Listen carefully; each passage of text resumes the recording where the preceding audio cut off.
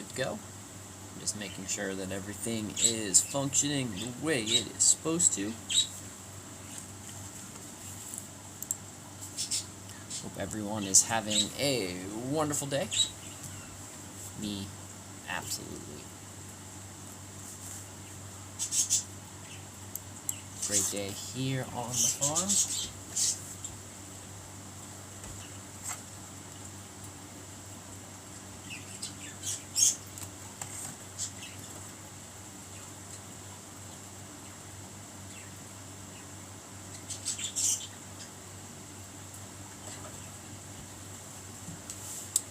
Okay, so everything should be good to go. Let's get all this set up. Let's head on outside.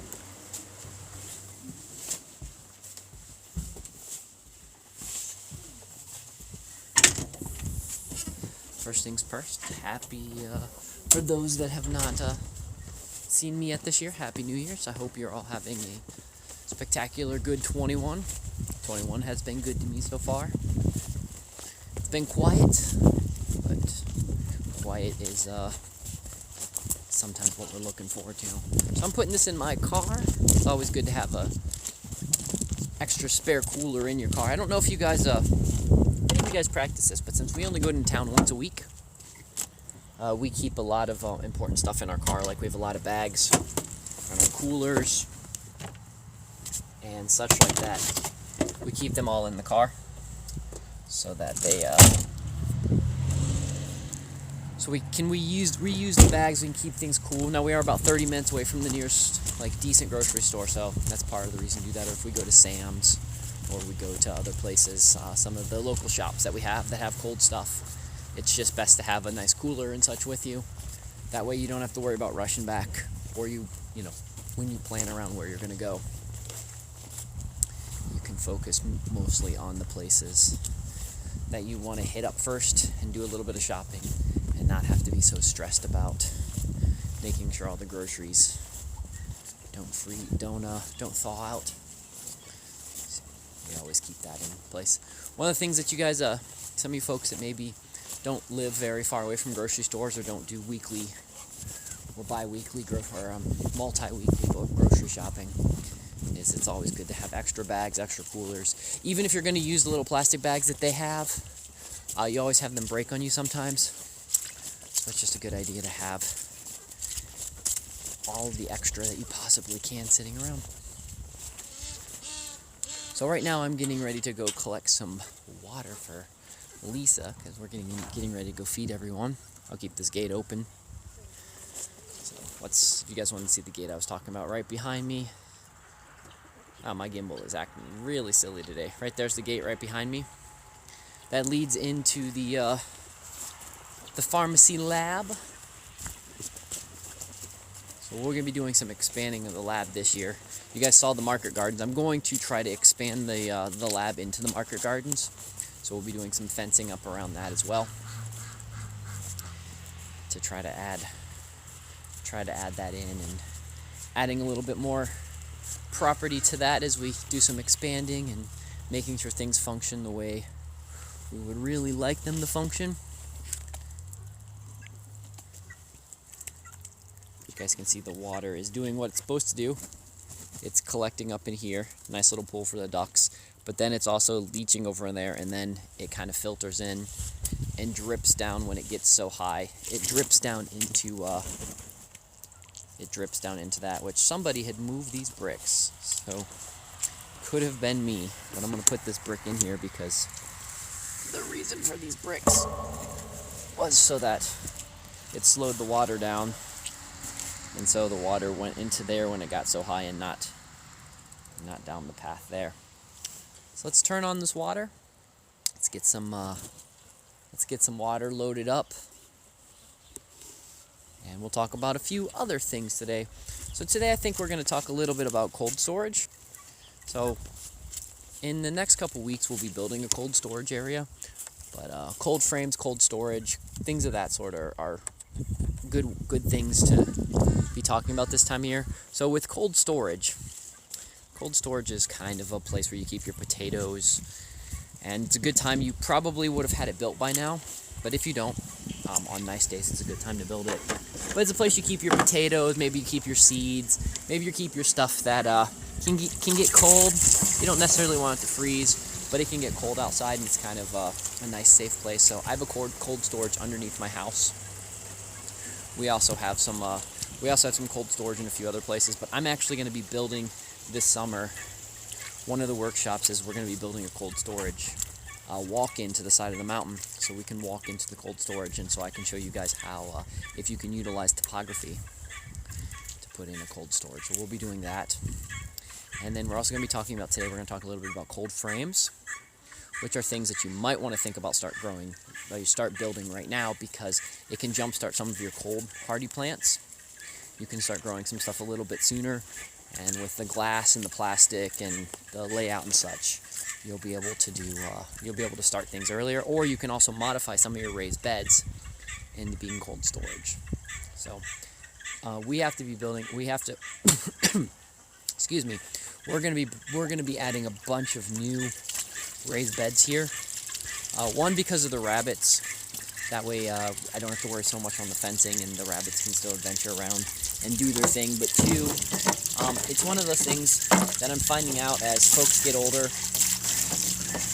my parents or other people as they get older, the raised beds make everything a whole lot easier because you don't have to bend down as much, and you have easily access. It's a lot easier to weed it, and if you build it and you make it look nice, it's just also a nice little feature, and it kind of prompts you into wanting to garden more.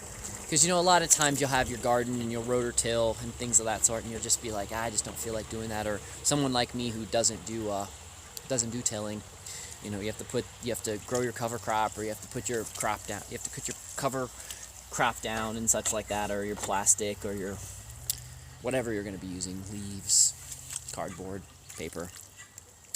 And you just kind of slack at it, because that's what we're all good at doing. We're absolutely all spectacular at slacking at things, because the grocery store's right there, and it's just easy to go buy food at the grocery store. But when you have a raised garden bed, and you have something nice that you spent time to build, and you elevate it out of the ground, you think to yourself, it would be kind of nice to have something growing in that, since I did spend all this time to build something. And so it is actually kind of a way to trick your mind and to trick you into building more cool things. And so that's why, for us younger folks, or folks that don't have to worry so much about, bending down as much, that's the perk for us. But if you have parents and they're going to garden, I highly suggest you going over and learning to build a raised garden bed for them, because it will definitely help. It'll definitely help things out. And after all that rambling, we're really talking about cold storage. A cold frame. So on top of those, what you do is you can build this kind of like a triangle. I'll post some pictures in the Discord in just a little bit, and we'll talk a little bit more about this in the very near future, because we're going to try to build one probably a couple weeks. I'll go get the wood, and I'll put together the worksheet, and then we'll build one on stream. I'll just show you a quick little easy way to build one on stream. And we'll do some cold storage. I keep saying cold storage because I keep thinking of crypto. Cold frames. And that'll make that easier. And the perk, again, like I said, there's a lot of stuff you can start early. And depending on what region you're in, you can start other things, like some stuff that needs a really, really hot summer. You can start those even earlier if you're in more of a temperate area or more of a tropical area. And it's not quite as crazy as it is here, because we haven't even really hit winter yet. Today's been a silly day. It's been snowing and raining all day. So it's one of those silly days here on the mountain.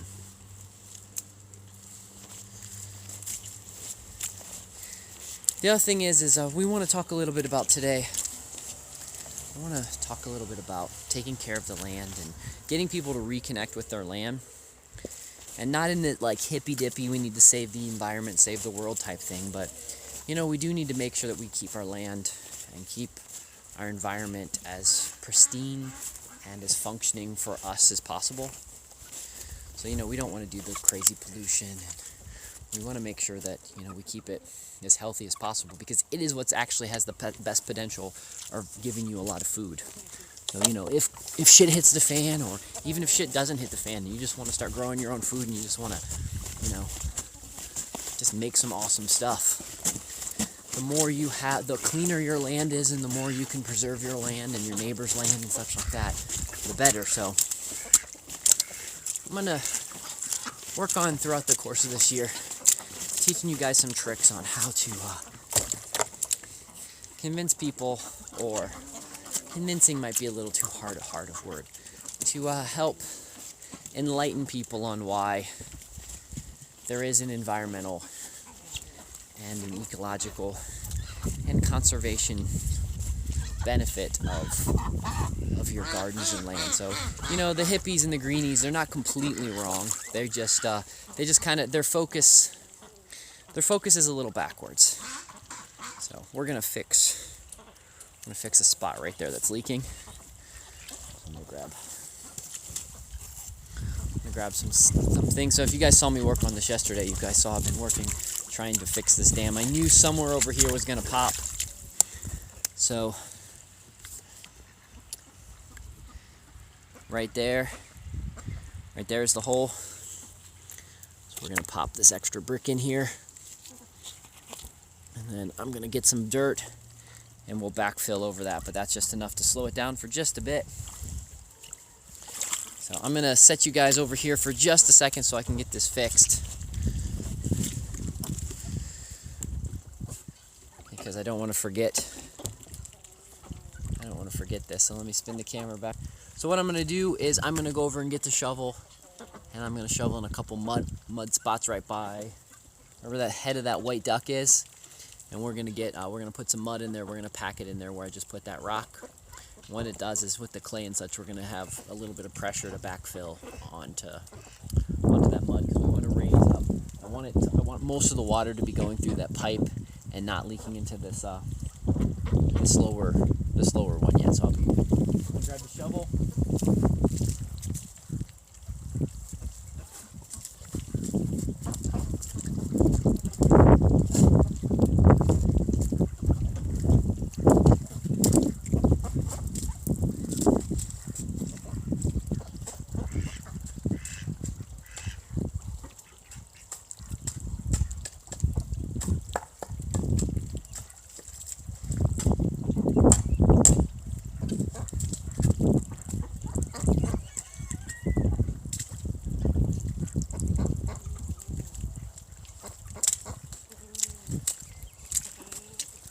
So while I was doing that, I see another little spot right there that I'm gonna fix. So I'm gonna grab a rock, I'm gonna fix that other spot too, so we got those two spots fixed.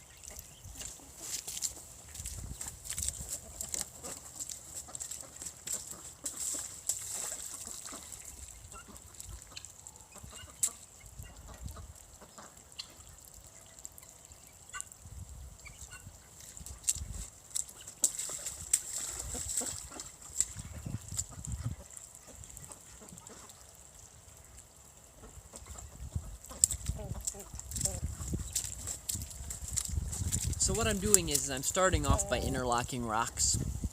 So I put in the rocks, we just interlock them, and then I get some of this clay, this really good clay over here, and we start building in this clay behind it. And it's not the permanent. It's best to be working on this dam when the water level is lower. Then I can get a nice rock wall and put in place. But since right now I'm just kind of I'm chasing and I'm repairing. That's why we're doing what we're doing, and I'm just making sure that we have a decent foundation put in place, so that when this does go down and we have the rocks here and I start piling up a lot harder rock fall, I don't have to worry about the holes and the gaps and such like that. So that's why we're working on this at the moment.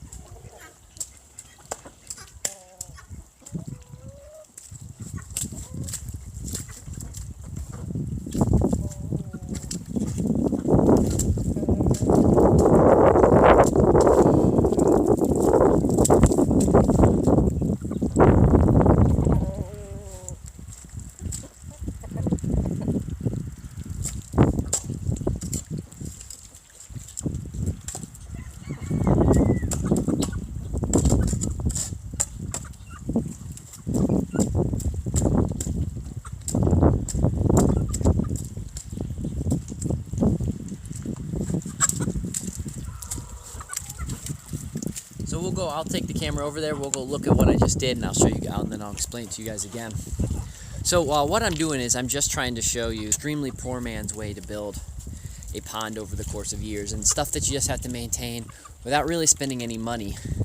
Just regularly doing the earthworks with the best way I know how, and I've already screwed this up a couple times, so I'm always chasing it. But as you guys can see there, I just put some rocks in, I put some mud, and right there is the water level where the water's going down into that. I want to get the water level just a little bit higher. Oh, I see another. You guys see right there, I got another leak in the dam right there. That's actually very, very important to fix.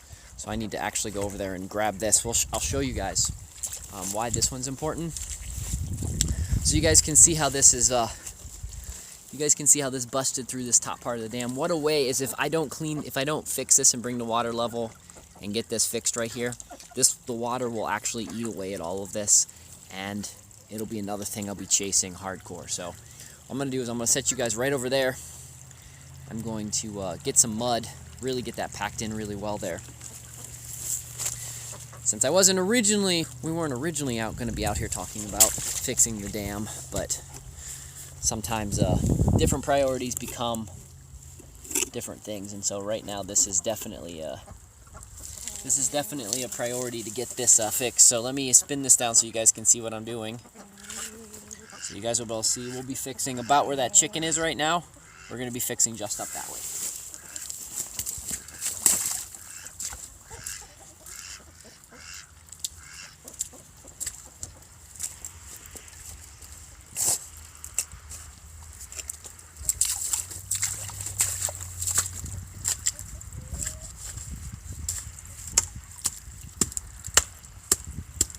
So one's not going to be enough. We're going to have to get a couple more.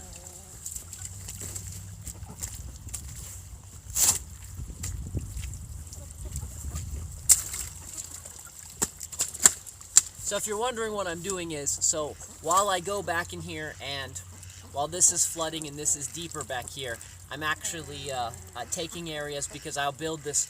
I want this channel that I'll be putting through here to be deeper and stronger, and so I'm just taking from that channel right now. So ultimately what we're going to be doing here in the spring is we're going to be building a whole rock foundation on top of this. We're going to be going up on a mountain, collecting a bunch of rocks, and then this will end up being a rock dam, and we'll try to bring it about 2 feet higher than it currently is.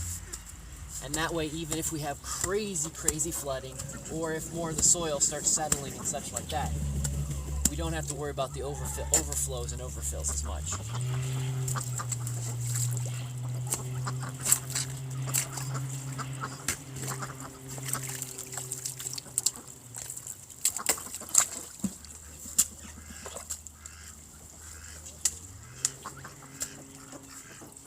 Since I'm here doing this, I thought I might fix some of the other spots that look like they could be problems.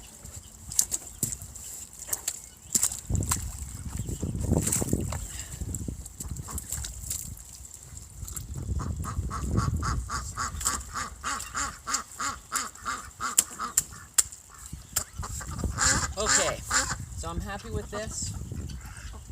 I'm looking around at the rim right now to see where we're going to be tipping over. So I don't know what you guys can see.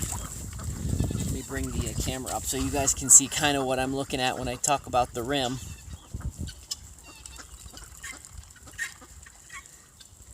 So what we're doing is we're looking around that rim right there, kind of at the water level.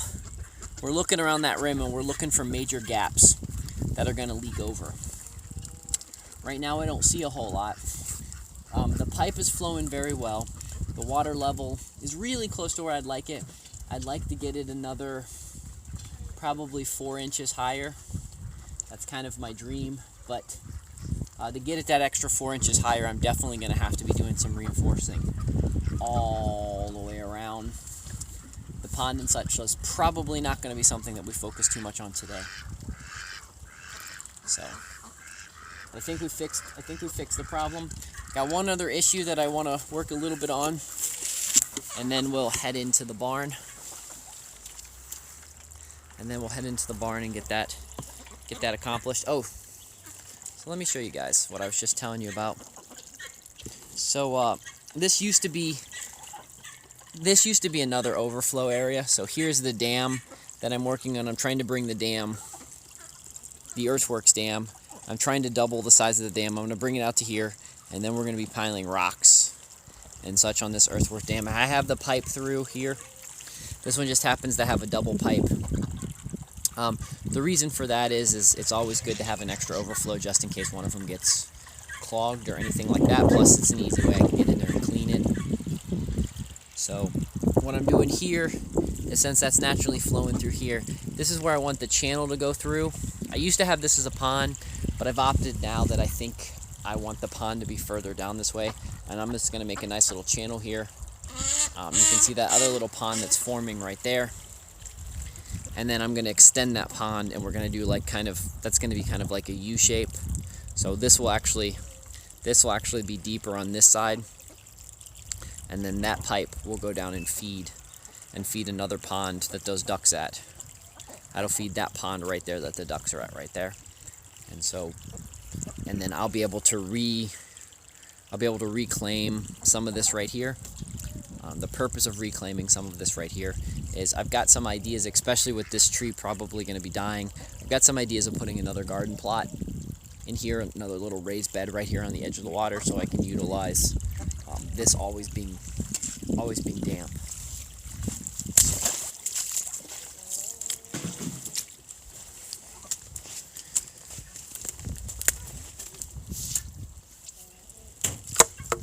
Oh, that shovel fell down.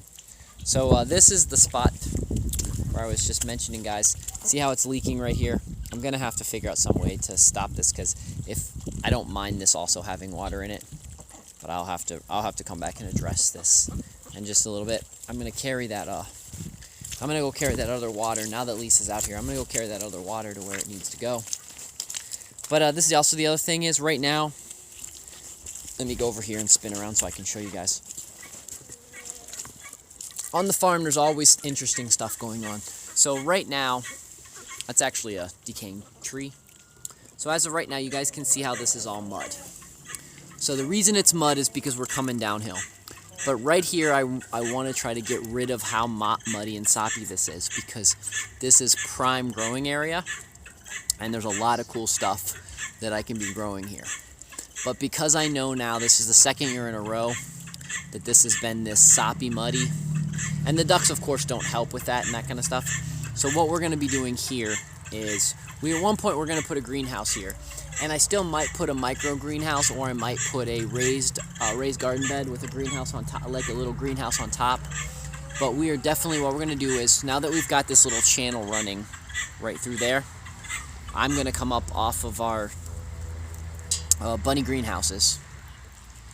And we're going to come across the top of those bunny greenhouses, and we're going to put in like a rock wall coming off of the bunny greenhouses.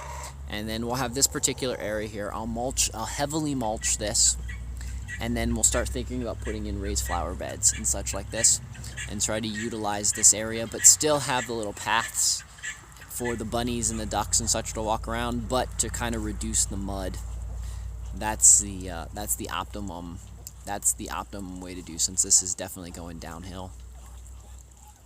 So again, guys, this at one time looked just like the hayfield, but because I've been manipulating and changing the soil, and the soil gets a lot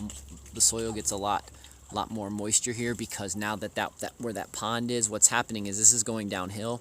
So some of the water is penetrating through the soil, which is exactly what I wanted for my fruit forest. But the fruit forest didn't turn out the way I was hoping it would. That's my fault, just things I didn't realize about ice storms and not planting the proper types of trees and things of that sort. But I am going to utilize this for some other, like I said, to grow some more food, even if it's just food for the animals right now. Because as a homesteader, you have to figure out how to feed your animals and feed yourself, and sometimes you figure out ways when you have just little plots like this to try to figure out how to grow the animals. And again, though, that's the purpose of this lab here. The whole thing that we're doing here on the Farmacy Lab, this backyard that you guys see usually in the camera angle, this is just for experiments, and it's always as we try something new, as we come up with a new, crazy, better idea, is to try to into the backyard, into this like roughly an acre. And I keep everything documented, so some stuff that works I write down. When it fails, I also write it down. If I know why it failed, I try to keep that written down. And so the idea is so that when we go to teaching, or when people come to ask me questions, or people come to do some observation, depending on what time of year they come, sometimes they can see successful projects, and sometimes they'll see projects that has failed. And I think that failed projects are just as important as successful projects, because it can help you learn, and it helped me learn as well, but it helps all of us learn what's the best ways to focus on things, and maybe some ways that we don't want to focus so much on the future anymore. Things that are just like, yeah, that just doesn't make sense. Hence part of the reason I released so many bunnies this year is to try to learn the downfall to having a lot of bunnies run around. So the one downfall that I have learned is they will eat around your young fruit trees.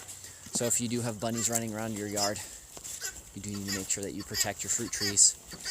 But with the crazy winter that we've been having, and with it warming up and then getting really wet, moist soil, it's actually killed it's killed some of my trees from the roots down. So I've already lost some of them because of that reason.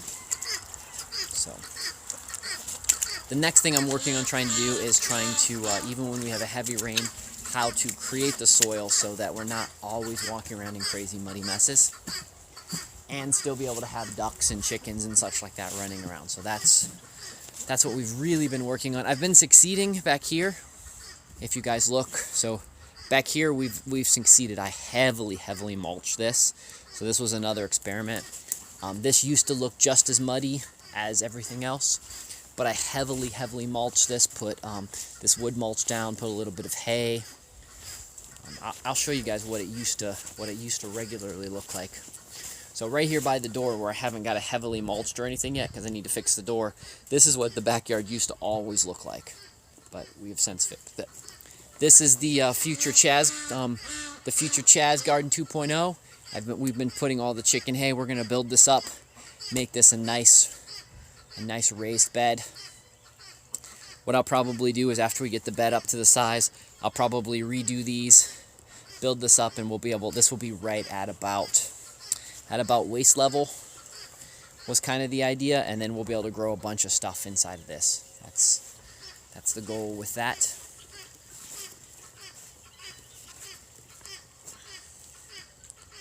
Let's go say hi to Sylvia real fast. She's eating Sylvia's eating some popcorn, so let's go say hi to Sylvia, see how her popcorn eating is coming along.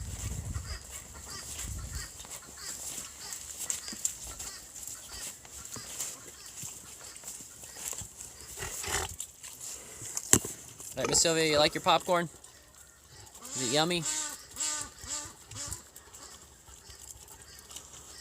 I'll show you. This is a big project for next year. That's finally holding water again. It stopped holding water, and it's finally holding water again. So we will be coming in there, and I'll be fixing that pond, and I'll have to redo the fence for Sylvia and such. But we'll be fixing that pond, putting that pond in, and lots of cool stuff like that. So that's kind of the goal. So we'll be focusing on that again in the future. So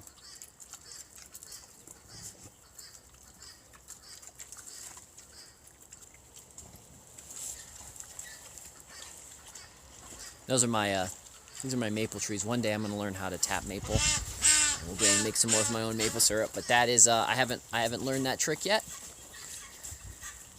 And that's in the near future. So let's walk on down here. Let's check out the baby bunnies. Let's say hi to all those baby bunnies. Let's see what's going on with them. There's one fresh water, Lisa. Thank you. I'm not watering it either. Okay. Yes, I gotcha. And I just took a water to those bunnies down there. okay, cool. Yep.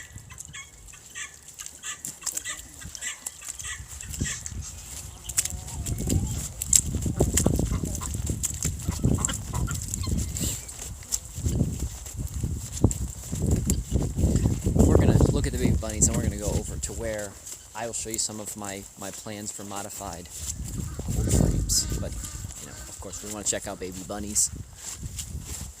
So Lisa counted the baby bunnies in here. This is the baby bunnies that live in the bunny apartments. The ones that I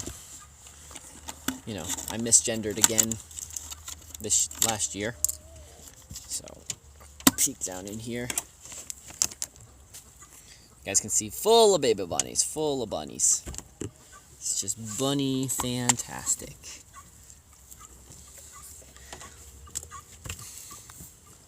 So, lots of cute babies, a couple parents, a couple awesome fuzzy guys. So, yeah, I'm guessing at least 2 of these bunnies got knocked up. Hey, that guy's got one. Look at this guy. He's got one white foot. He's a little squirmy one. Oh, squirmy dude, hold on. Settle down, settle down. See the white feet?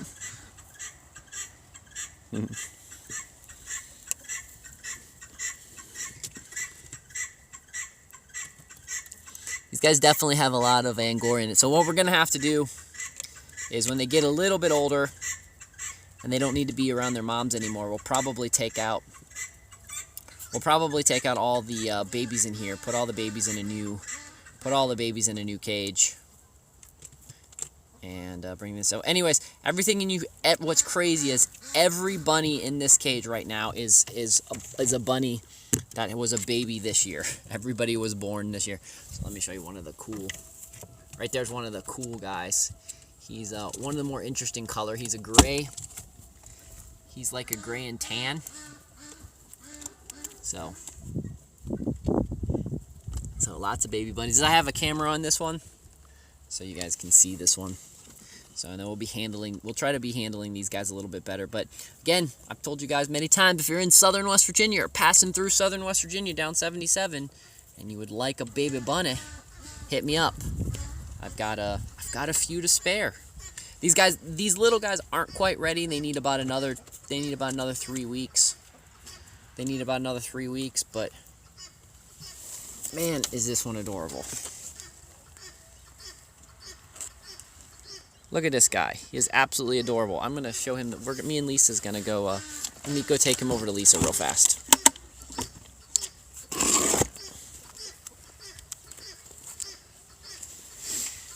So, let me spin the camera around. So you guys can also see this adorable guy. But look at that. Look at this adorable little fluff guy. He's just perfect. He's just a perfect little fluffy, adorable bunny.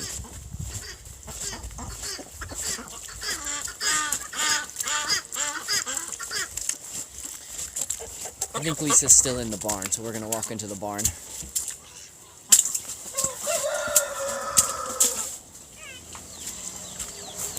Okay, Lisa, I found my favorite. No, I've not seen this one before. I took a bunch of pictures yesterday. I mean, look at but he's got gray tip ears. Yeah, he's cute. And he's pretty much all Angora. Can't say that. Well, I mean, he's very Angora. He's also born in the coldest temperature ever, so he might just be a little more fluffy. This is the one with the little pouty face. Actually, all the bunnies have pouty faces. No, I got some cute pictures of him pouting. No, he's cool. Let me, we're gonna try to, I'm gonna try to misgender this guy, so hold on just a second so I can take the gloves off. Yep, don't try this at home unless you want a bunch of bunnies.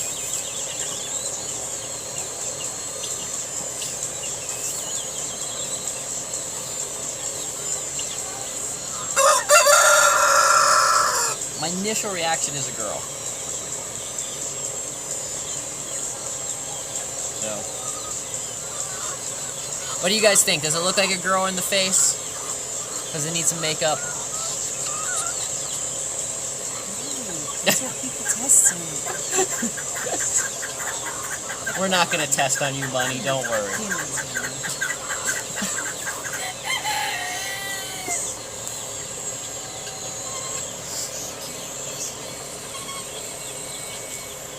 Really calm too. No, that's why I'm positive it's got a lot of lion hen in it, because it's very calm. I wouldn't say all.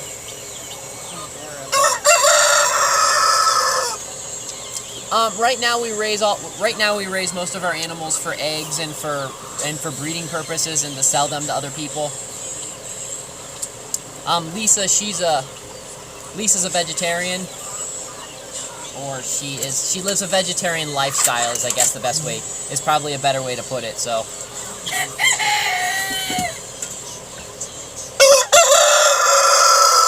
And most of our chickens aren't meat chickens, but some of our bunnies are homesteading bunnies, so they do have a good meat to bone ratio.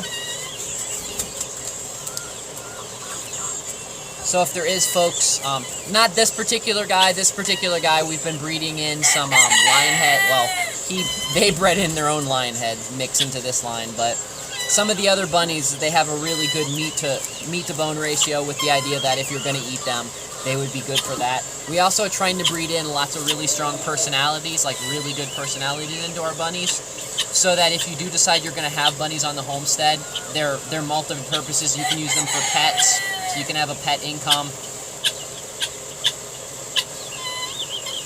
And you can also, so you want a good personality as a pet, because you can make quite a bit off of selling them to pets. If you want to use them for fur, then you can actually breed in the right kinds so that they produce a really good fur. Satin rabbits make a really good fur, or some of the other ones you can just feel the difference in their fur, and then some of the other ones will breed in with the purpose of eating and such like that.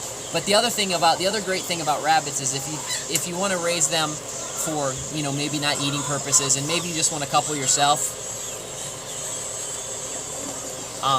they also make really good soil, because their poop you can actually put into potted plants, and it'll actually slowly break down as the nitrogen releases into it, and they're really good for gardens, and you can mix it in with your compost and soil.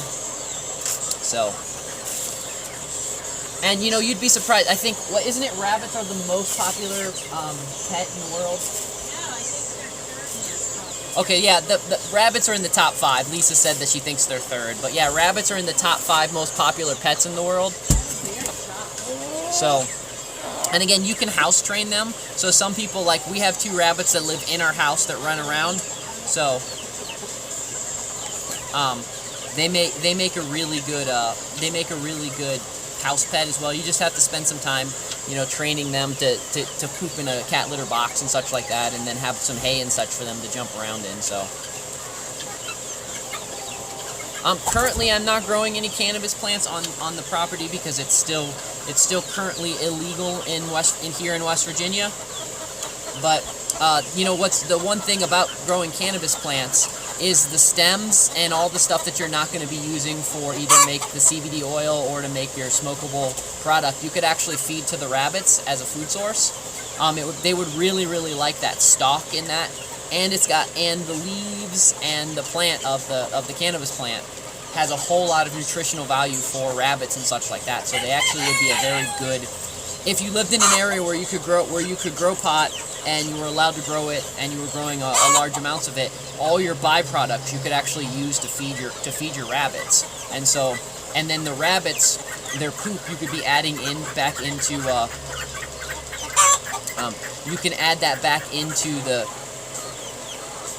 the soil. If you're growing your pot through soil, you can grow it back into the soil, and your rabbits, they're just eating the rest of your plant, and then they're just making a good soil, and so they're really, really good companion to add into the mix of having a lot of different types of farms. So we a lot of times will add a lot into our tomatoes and especially pumpkins and such like that, and then we'll give them like the leftover pumpkins and such like that, and they do a lot. So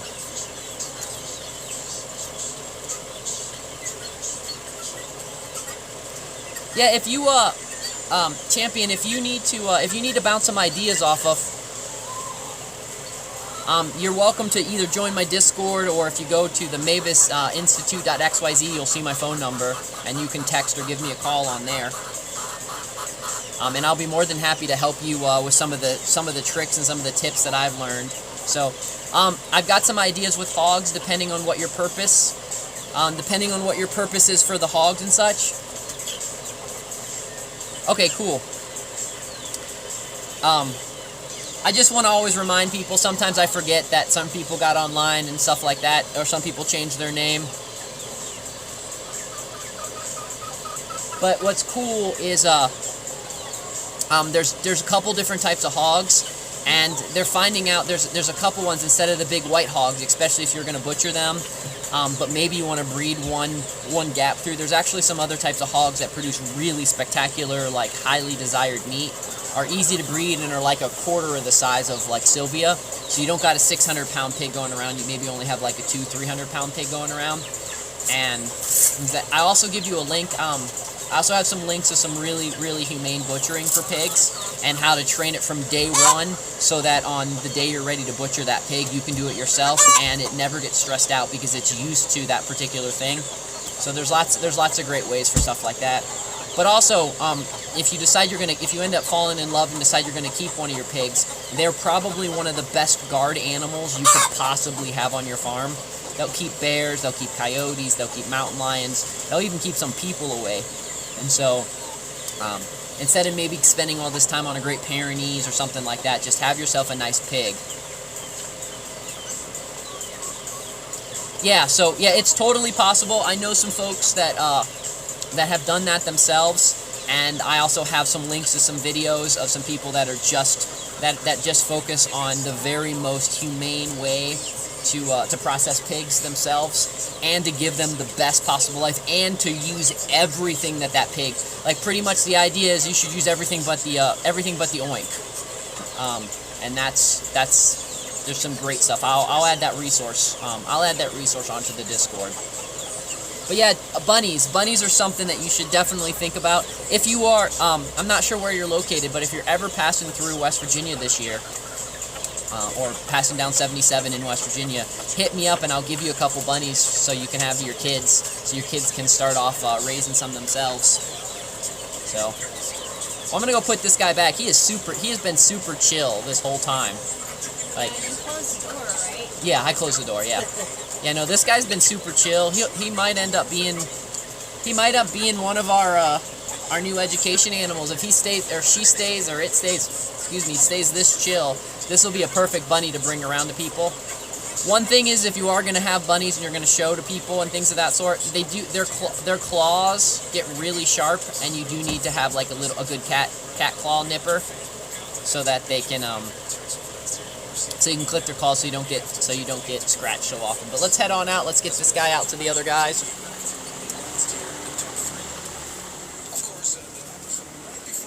Oh, it's snowing again. It's snowing again. The weather keeps doing. We're right there on that gap of the crazy weather. So we get some snow and we got some sunshine and we get some rain and we get some sleet, and it just can't seem to make up its mind. I was gonna grab onto my hair. So just can't seem to make up its mind. But it is a cute little dude.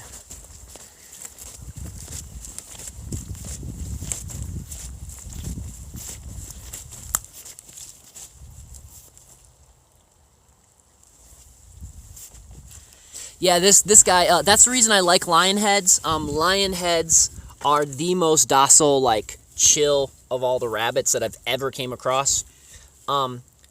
Lion heads, you can also, the cool thing about lion heads is they're also being used now as therapy animals for folks that are like have PTSD and such like that, because they're so chill and they're easy to take care of and they're fluffy and they're nice that they're finding out that, like, for therapy and such like that, lion heads are used for that. And so that's a whole nother market that's just opened up for lion heads. And so, you know, once you start figuring out how to make money with some of your animals, you realize that there's some crazy markets out there. And, you know, maybe not so much exactly where I live in southern West Virginia, but if I spend some time going to, like, some of the bigger cities, or if I go up to go down to Cary, North Carolina, or I do some other, you know, either in Asheville or head on up into Ohio a little bit, Columbus and such like that, then my market opens up for a lot more variety and such like that. So it's just a good way to offset, to help you pay for some of the food and such. So, oh, I just did the finances for those that might be interested. So just with the chickens, we did just with the chickens and the ducks last year. I just crunched all the numbers. We bought 9,700 pounds of feed. We grew very little feed this year because I was focusing on some other stuff. I usually try to offset some of that. This was pretty much a almost pure buying feed year for our ducks and chickens. So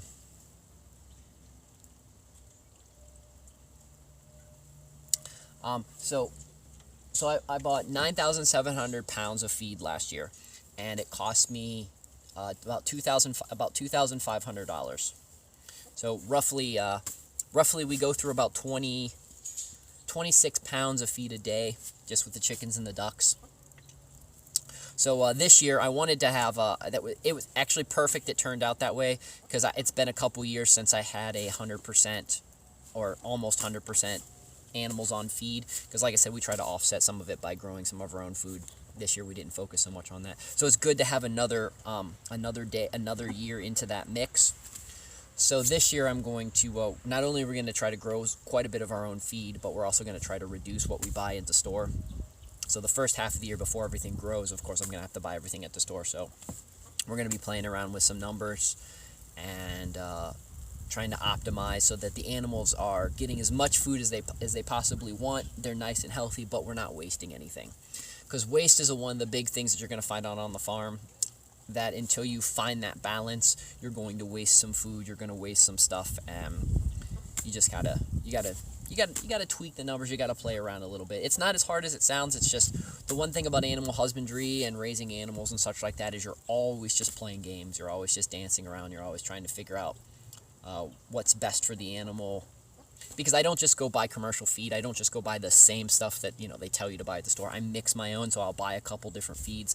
I'll mix my own. I actually have a really, really good mix right now that gets good egg production, keeps the roosters nice and healthy, and keeps their plumage looking pretty. Because you'll start noticing some of if they're not getting their proper nutrient balances, like if they're not free ranging as much in the winter, you'll notice that their plumage won't be as pretty, or you'll notice they'll just be a little bit more lethargic. So like this time of year, I make sure my feed, for my winter months and such, I make sure my feed has a lot of sunflower seeds in it, because they need that extra energy, that extra protein, that extra good stuff. So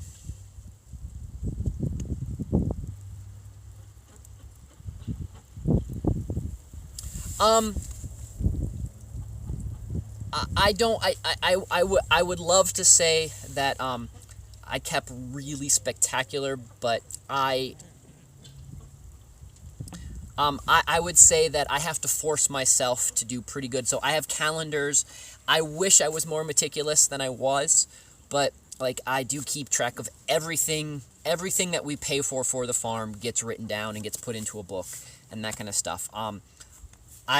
This was the first year for the last 8 years I had every single egg that came from the property. This year my pen by my calendar broke, and I kept forgetting to replace the pen by the calendar, and so hence I didn't write everything down. So things of that sort. I'm very middle ground when it comes to writing everything down. I'm getting better over the years as you do it more and as you practice more and as you just force yourself to do it on particular things. But like you said with your ADD, yeah, my ADHD sometimes makes it so I completely lose out and I forget things. So,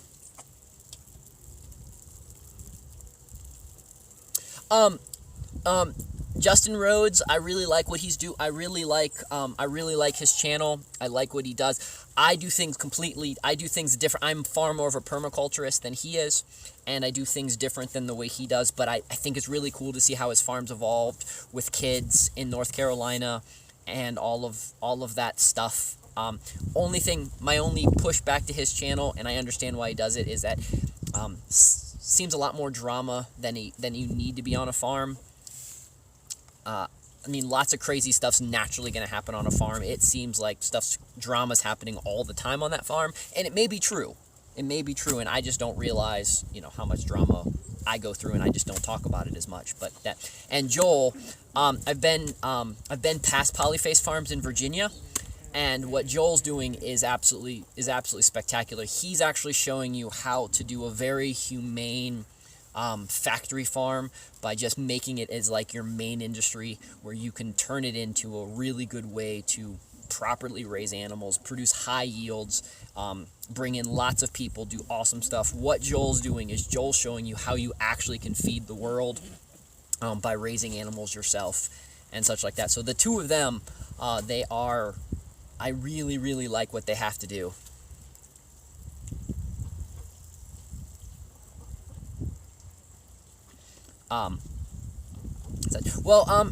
Justin does show he has a couple farm hands. If you watch the videos, if you watch multiple ones of his videos,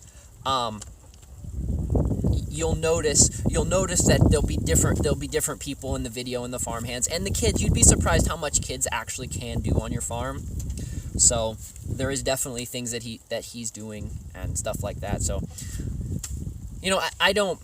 I don't have the time to go, like, I would love to do videos like those guys are doing, but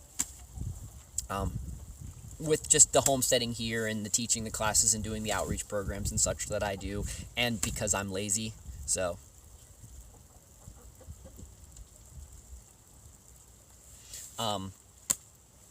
And I just think it's really cool what those people doing.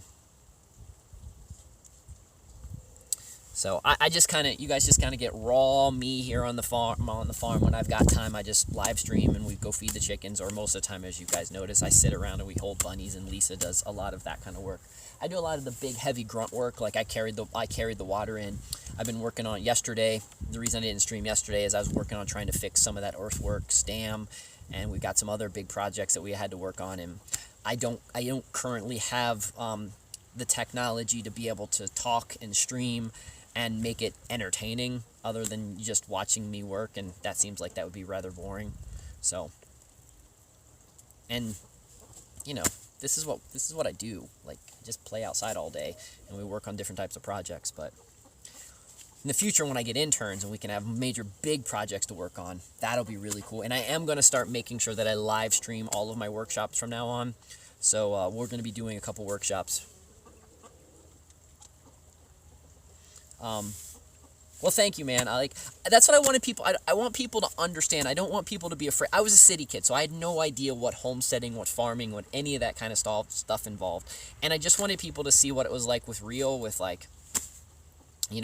no editing, with, how it doesn't, I don't have a perfect backyard. I built that, my barn's built, my red barn's built out of wooden pallets, and everything else is like locally sourced material or stuff we found on Craigslist or stuff people's donated to us or stuff like that. Just kind of showing you that, yes, it is possible. You don't have to know anything, that you too can be a farmer, a homesteader, a permaculturist, and, with a network of stuff, you can learn stuff. And if you don't know anything, you can hit me up, and I'll be more than happy to share all the knowledge that I have, because that's where a lot of you guys are out there, the front end of the fight, trying to fight the New World Order, trying to make the world better, trying to do that kind of stuff. I am the teacher. I'm here to make sure that I'm your support staff, to make sure that we've got the food, to make sure you've got the skills, things of that kind of stuff. I'm like that, I'm the person that resupplies you guys for being out there and doing the awesome stuff, because there's a lot of cool people out there that are doing some awesome good fighting and really just being what I wanted to be years ago. I thought that was the kind of fight, and I realized that I'm just better here on the land, getting my hands dirty. This is where my skill set is. This is what I'm good at doing, and so that's what I'm going to focus on. Okay, so we got the water for that. Sylvia, I probably should give Sylvia some food now, because she's probably telling me she's done with the popcorn and she's hungry. And most everything that you see us do is usually just me and Lisa. My little brother will come and help out with major projects.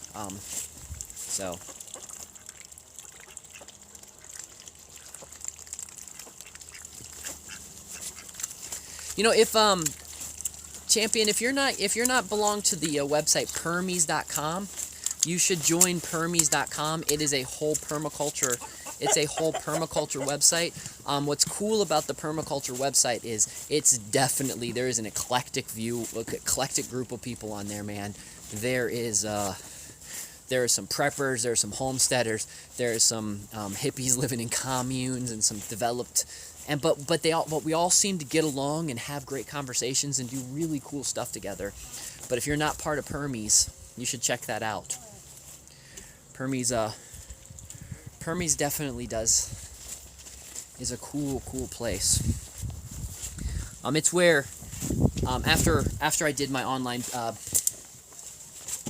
PDC, that's where I get most of my permaculture knowledge from, is Paul Wheaton and that group over there. And that's where currently, when we start developing our classes and our certifications, because we're going to start doing classes and certifications and stuff that you guys will actually be able to do at your house, even through the stream. All you'll have to do is just upload me some pictures.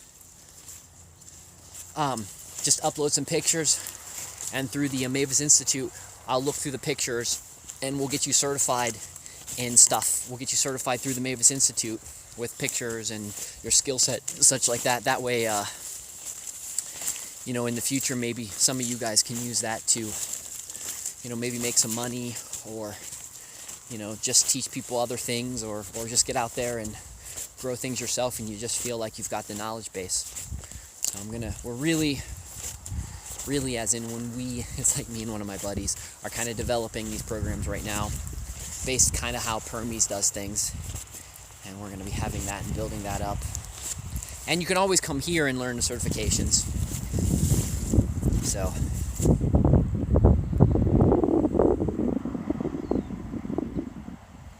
yeah, that's cool. Yeah, some of Jeff's Lawton's stuff is I've learned a lot by watching a bunch of his stuff as well. Now, there's some awesome permaculturists. There's some awesome just people teaching stuff on the YouTubes. Some of the stuff that I'm afraid might be lost off the YouTubes. I am downloading some of it and saving it and archiving it. And all of my stuff I'm also going to be putting up on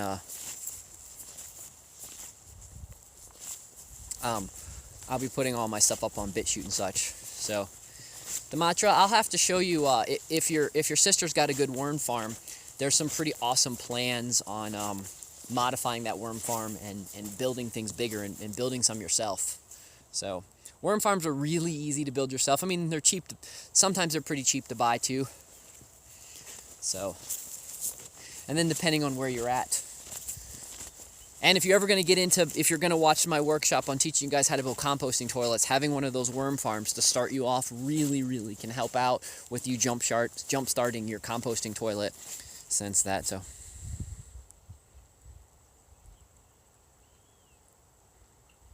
Yeah, see, that's awesome. That is absolutely spectacular. So here's the, we'll be bringing some more rabbit hay and such up here, but this is gonna be one of my low tunnels that we're building. These are just the conduit pipes.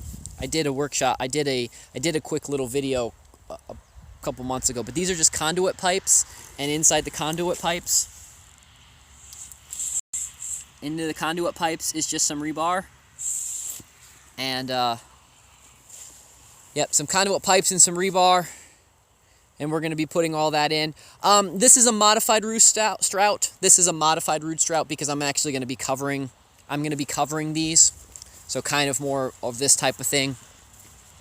And I'm also using I'm also using hay that I'm pulling out of my barn. So it's already started the compost. It's already started the composting.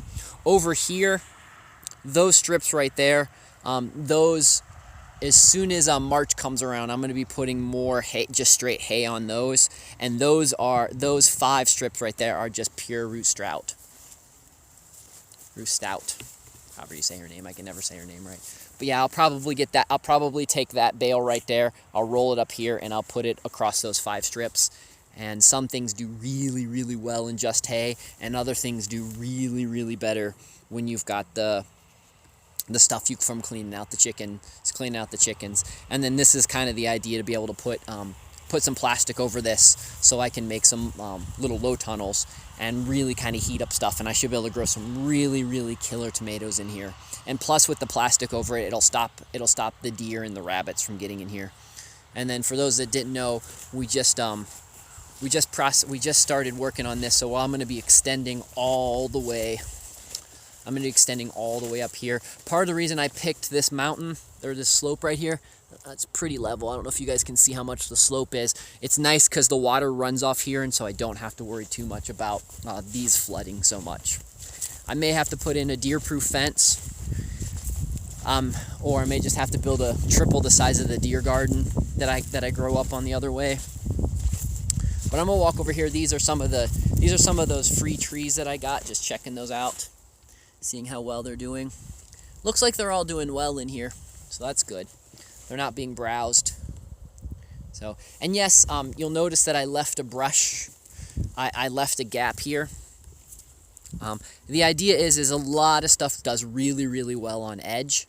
And so I usually always leave big gaps by my gardens and such like that. That'll keep a lot of the bugs will come over here and eat and find things. They'll eat their natural wild plants that they want to eat, and they won't mess with my gardens as much. Plus, it gives a buffer. The rabbits will come in here and they'll eat this natural stuff in here, and then I won't have to worry so much about them getting into the gardens and such, because they can just come off into the weeds. They can hide into the weeds. Now, will they jump into my garden to eat a few things? Oh, absolutely. They did it last year.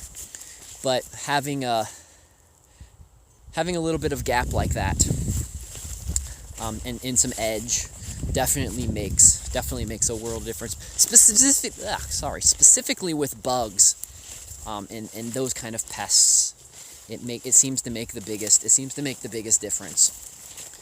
So, and I've left gaps. I've left gaps about 3 feet. I've left gaps about 6 feet. I'm not sure which is better, but just always trying something new. And since we're extending the farm lab, and I'm getting all that prepared, so that particular area in the very near future will be where the interns will be able to grow all of their garden areas.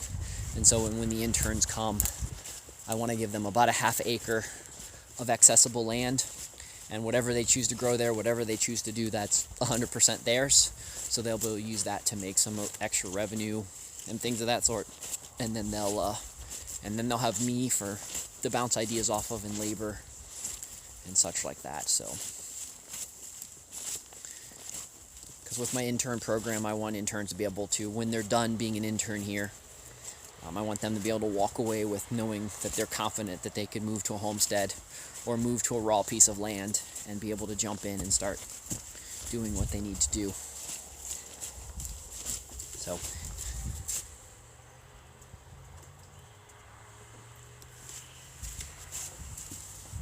yeah, well, it's been raining, and I think you think the weather's broken. Well, it's been I can say that it's been raining and snowing and sunny today. It's kind of done everything today, so the weather is absolutely broken. I mean, just crazy, crazy broken. I agree. But again, we've been talking about this for a while. We are going through some type of, the weather is changing. And so it's just something that we naturally have to get used to. Humans, we've gone through this. We've adapted this many times. I don't think that this is, I'm not saying it's human climate change or anything like that. But, the weather changes. It's not always the same. There's a reason why some plants grow better in some areas and such like that. So as weather changes and things of that sort, it's just things we need to pay attention to and things that we need to be aware of. So I'm running out front I need to take something else out to the car before I forget, because I was just remembering now. Lisa, do you need me to get anything else right now? Huh? Do you need me to get anything else right now? Okay. I do. One of the ways I do really, really like the flamethrower for bed prep. So. Yeah, no. I call them flamethrowers as well. Yeah, I have. I think like the one I have. I think the brand is called like the red dragon or something crazy like that. But yeah, no, man, I love that thing. I actually use that for weeding as well, like between my steps or between areas that's got stones and such in, instead of I've tried, because I don't use Roundup or anything like that, and I've really wanted to focus on trying to get some of the steps to look nicer and such like that, so I'll just torch it, and it's really, really fun. You have to make sure you don't get out of hand, because if you go too crazy, you can burn a little bit more of your grass than you wanted. But yeah, so I do that that's how actually I have a gravel driveway, and so I torch my driveway. I torch my driveway as well, except for this year I'm finally getting to the point where I'm probably gonna need a load of gravel. So it's been 16 years since I got gravel on my driveway, and the grass, I'll show you guys in just a second, the grass is finally taking over. Yeah, the grass is finally taking over, and so, but I used to torch it every year, so there's my driveway. You can see the grass is finally taking over. You can see where the cars regularly park, so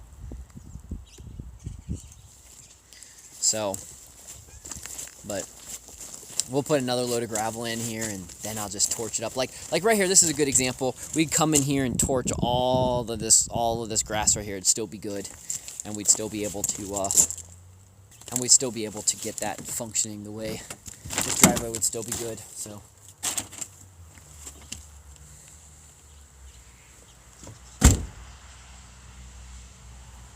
oh man, well, we're gonna be redoing. Let me spin this around. So let me walk over here so you guys can see the house. So we're gonna be doing. We just ordered a bunch of shake. So let me zoom up so you can see it. So yeah, everything on my house, everything there is wood. So we're gonna be replacing the wood shake there, and then we're gonna be replacing the wood shake. We're gonna be replacing the wood shake up there.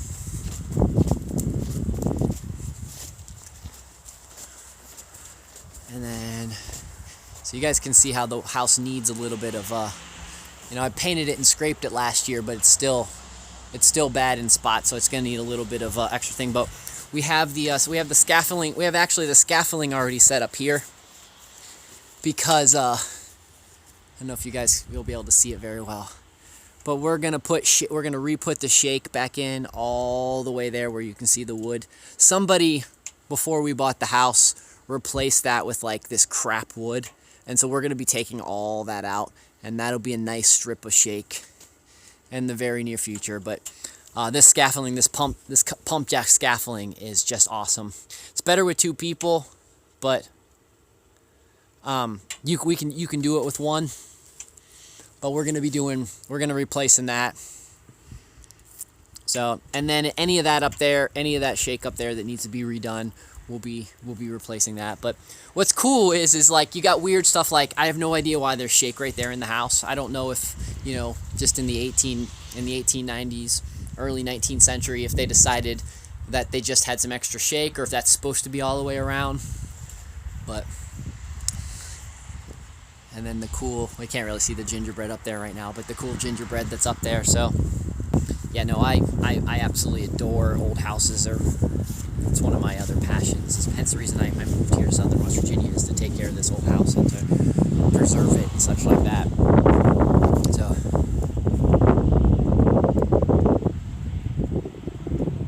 yeah, no, the entire house, I don't know if the entire house had wood shingles, but that wood, that stuff right there, that's actually wood. So it's just not cut in like the cedar shingle type pattern. So yeah, the entire house is wood. So there's one of the bunnies, one of our bunnies that we released, just hanging out here on the porch. So.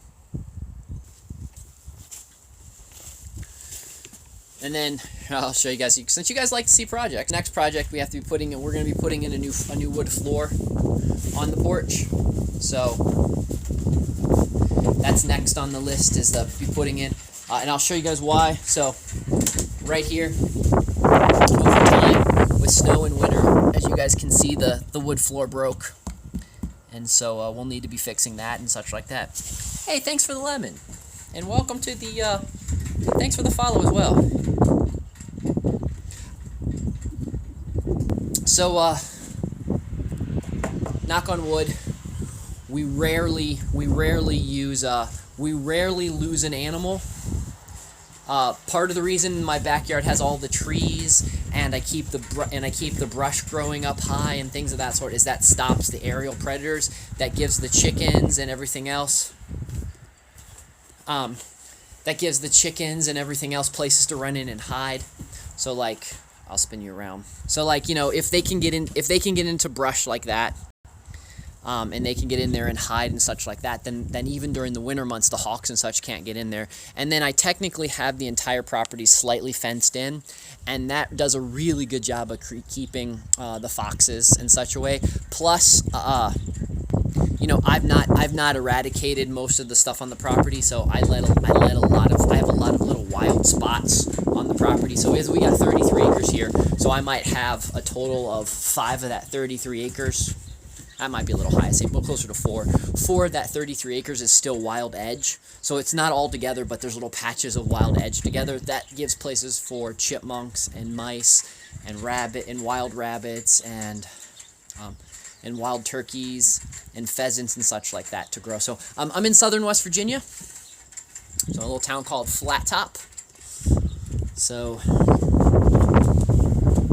that's where we're at. So I let a lot of that edge. Plus, just so you know, the neighbor has all property, and as you see that hillside up there, that's just a giant wooded hillside. There's mountain lions and bobcats and such live up that way. So, so that also makes a lot of good places to protect that kind of stuff. And since if I have an animal here like that doesn't bother my chickens, that doesn't bother my ducks, it doesn't bother my rabbits, I don't actually try to kill it. A lot of times we want to work with nature instead of against it. And so one of the big mistakes a lot of people have is they'll go in there and they'll eradicate all the coyotes. But if you have coyotes that doesn't bother, if you have coyotes that come in and don't bother your animals, then you should just leave those, because those ones are working well with you, where the new coyotes could come in and not have that same type of agreement with you that you have. I don't hunt, no. Some of my friends do, and a very, very select few people I let to go hunt on the property. But I'm just not I lack one of my biggest weaknesses is the ability to kill an animal. So I don't have that in me. Now once it's dead, that's a whole different story. I have no problem processing or dealing with dead things. It's just taking a life. So that's my issue. That's where I have that's why part of the other reason I need to build a better community and a stronger community here is I had a good community before a handful of my friends got old and died. But I used to have a fairly decent community here where if I wanted stuff processed, I would raise them, and they didn't have the time or the energy being older anymore to raise things, but they would still knew how to properly kill and process stuff. So I would raise the animals and they would kill and process things. That's how it used to work out, and it was a really nice exchange. So it's a whole different. It's taking energy is a whole different. That's a whole different woo. That it's hard to explain to. It's a longer conversation than we're gonna have today. But the reason killing things is a hard concept for me. So, but one day maybe. I mean, I'll put it this way. I'll be honest. Like, I have a tougher time, like when I think about it in my head, I have a really tough time killing an animal to eat. It would be a lot easier for me to defend my property with a gun against a human being. Like that doesn't scare me at all. That doesn't seem like I would hesitate at all, But again, I also have a little bit of training for that as well, so that it might be easier for me because of my ROTC training and thinking about going. When I was younger, wanting to go into the military and taking all those type of classes, I do have a little bit of that thought training and physical training, so that might make it easier. But yeah, taking the life of an animal for eating purposes and such like that, that's not attacking me or something, that's just a lot harder for me to grasp around. So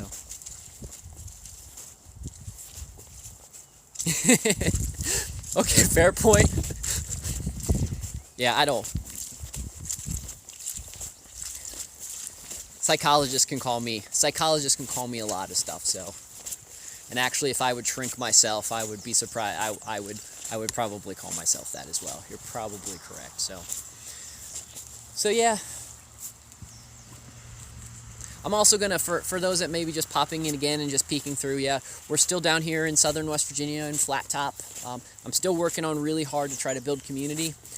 When I say build community, I want to see if I can get, like, if any of you guys want to move to southern West Virginia and you need some help trying to scout out some land and such like that, I've got, there's two pieces of property. Actually, I'll show you guys since you guys are here. So that house is currently for sale. I would really like to buy that house, but these people that own that are from away and they think their house is worth way, way too much. And then this house right there has been sitting empty for a while, and I'm waiting for that to go on the market. And then there's right back here, that hill up there, there's about 100 acres up there that's going to go for sale. It's going to go up for sale in about the next 2 years is what I've heard. So, and then most everybody lives around here. Like, seriously, most everybody that lives around here is over the age of 65. I'm full of I'm like pretty much in a retirement community full of a bunch of old farts. So it won't be long before Flat Top becomes like, oh, how much do they want for that one? So this little house right here, it's about a little under 2,000 square feet. That doesn't mean anything to you. It's a smaller house for America. Yeah, man, thanks for swinging by. So it's a smaller house. It's on about 3 acres, so the acres come like that. It's on about 3 acres, and they currently want about $300 for it, which is just way, way overpriced for this particular area. You would never get a bank loan for $300 for that house. If you're interested, I can send you the link. That house is honestly probably worth about 100, maybe 120. If it was 125, I would probably figure out a way to buy it. Because then I would have, because it's the one cool thing that it has is they converted a little outbuilding, a little barn into dorms, and it's got like a kitchen and a bedroom and such like that. And if I could snag that, me and Lisa would just move into that house, because then I'd be right here next to my neighbor. I'd be easy to access the farm, but then I'd be able to run I would have an absolutely instant place to have interns, and that would just work out so spectacular. So I'm keeping my eye out for that. So who knows, in the future, maybe a crypto will treat me very, very well, and I'll just buy that with crypto money. Or, one day with the nonprofit, if I ever figure out how to, get these rich folks that need big tax write-offs to donate some tax write-offs to the nonprofit, we'll buy it in the nonprofit name, and if we would go that route, if we buy it in the nonprofit name, then I would use the house for lodging instead of me and Lisa staying in it, because it'd be more proper to use it for lodging for them, and we use it for lodging and then be able to have more. I'd be able to have twice as many interns and such like that. So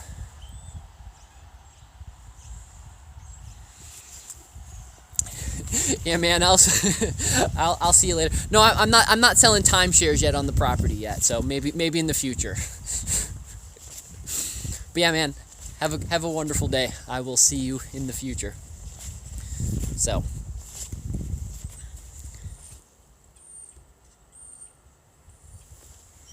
yeah, no, dude, if you I could see my friend from the States moved to Oz for a few years when she got married, and she was telling us how spectacular Oz is. If you guys had a little bit more snow and every animal there wasn't trying to kill you, I might like Oz more.